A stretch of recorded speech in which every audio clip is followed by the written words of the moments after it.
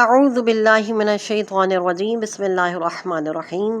رکوع نمبر 7 سورہ بقرہ آیت نمبر 60 سے 61، یعنی اس میں 2 آیتیں ہیں، اس کا خلاصہ بھی مختصر ہے، تو ہم اس ویڈیو میں 2 رکوع ایڈ کریں گے۔ اسی ویڈیو میں رکوع نمبر 8 کا بھی خلاصہ آپ کی گوش گزار کیا جائے گا، یعنی آج اس ویڈیو میں جو خلاصہ ذکر کیا جائے گا وہ آیت نمبر 60 سے لے کر 71 تک کا ہوگا، جو کہ رکوع نمبر 7 اور 8 دونوں کا ہوگا۔ تو رکوع نمبر 7 کا پہلے خلاصہ سماعت کر لیتے ہیں۔ وَإِذِ اسْتَسْقَىٰ مُوسَىٰ لِقَوْمِهِ فَقُلْنَا اضْرِبْ، یہاں سے سٹارٹ ہو رہا ہے کہ بنی اسرائیل کے لیے اللہ نے پانی کا یہ انتظام کیا کہ حضرت موسیٰ علیہ السلام کے عصا مارنے پر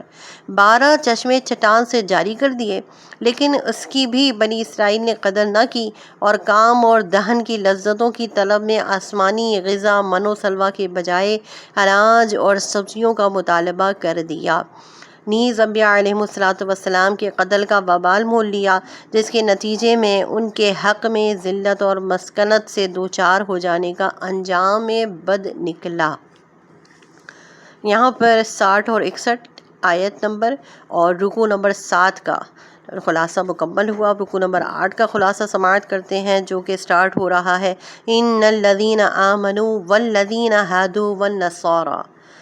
آیت نمبر 62 سے 71۔ مختصر تفسیری خلاصہ کہ قانون بیان کیا گیا اس میں کہ سب سے پہلے اجمالی طور پر یہ بتایا گیا کہ یہودیت اور نصرانیت کی گروہ بندیاں دنیا اور آخرت کی کامیابیوں سے ہم کنار نہیں کر سکتی، بلکہ قانون یہ ہے کہ اللہ اور آخرت پر ایمان اور صالح عمل نجات و سعادت کے ضامن ہے، جس میں پیغمبر صلی اللہ علیہ وآلہ وسلم اور قرآن پر ایمان بھی شامل ہے۔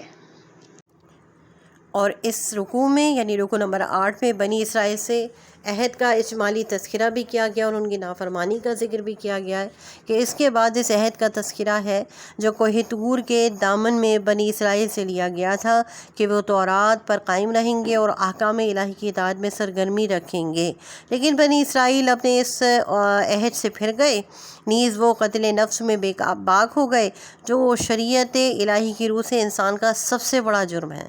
اسی سلسلے میں بنی اسرائیل نے ایک ناحق قتل کیا،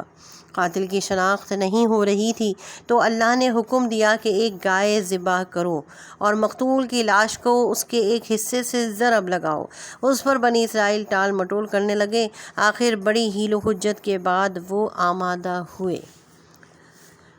وآخر دعوانا الحمد للہ رب العالمین وما توفیقی الا باللہ۔ ربنا آتنا فی الدنیا حسنۃ وفی الآخرۃ حسنۃ وقنا عذاب النار۔